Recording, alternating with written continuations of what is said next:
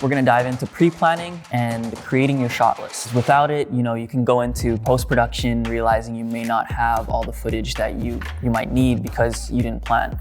Because I'm very run and gun, I like to have this as a way to ensure that I have the elements that I need, but also remember that when you're going out and shooting, it's okay to try and find different shots. As long as you have your shot list checked off, you'll be good to go. For the first couple shots, I really don't want to reveal my character. That way we can kind of build some curiosity to the intro.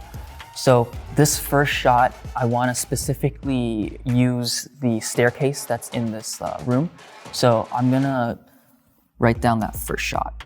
So I'm thinking we do like a gimbal shot that's panning back or forth, and that is really focused just on the lower half of my body.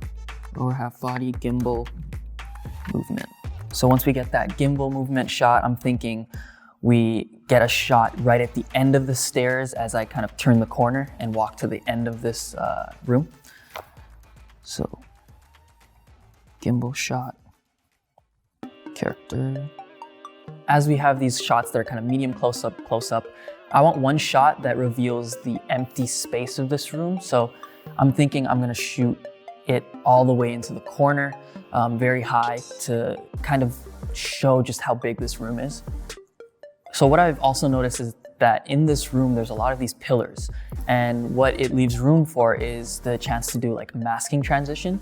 So I'm thinking we have two gimbal shots that are connected through one of the pillars, and I'm thinking we shoot it on a wide lens and then shooting that same shot on a closer lens and using a mask to kind of bridge those two shots. So with that in mind, I'm gonna write that down because those are gonna be key elements, especially for post-production. One thing to note is that if you do end up doing anything when it comes to effects, you wanna ensure that you're shooting this in the right way. So to make my life easier when it comes to a shot that I might want an effect for, I will shoot it in a certain way. So I like to have those shots static just because in post-production, it's very easy to kind of replicate the effect I want. I never really paid attention to shot list for a very long time. And the moment I started to create these shot lists, I realized it really helped me utilize my time. It made me think a lot about the space too. The way I approach things is so much different now, and I feel like the quality of my shots has improved because I've started to write down what I envision and then I go out and execute it instead of like trying to go into a space and just roll everything. You have so much footage in the end that you may not even use. I'm strategically only gonna have one shot that has motion in it with effects overlaid because the workflow for it is a little bit tedious. What we're trying to do with this is this hologram effect. Essentially, these holograms that are popping up are videos that I've made in the past. And so this way, it's kind of going through these memories that I've made over the last year. I ended up choosing the hologram effect because I feel like it's something that's not too crazy and something that can be very easily implemented. And it's just a very interesting way to take a space that's very kind of old and add this like sci-fi effect to it. And for me, I really love playing with that idea. So it's a theme that you may see in a lot of my videos, and it's something that I just really love. So I decided to kind of run with that idea.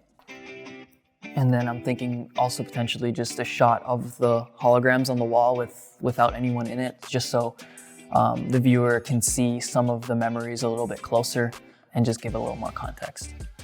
All right, so we just finished the shot list. Feel really good about this. Before we go out and shoot, I just quickly want to touch on the idea that this is just a shot list. So when you're going out and shooting, if you see a shot that works much better, definitely go for it. Shoot things multiple takes because the more footage you have, the better. Sometimes some shots work better than others, and you don't notice that until post-production. Just have fun with it and experiment.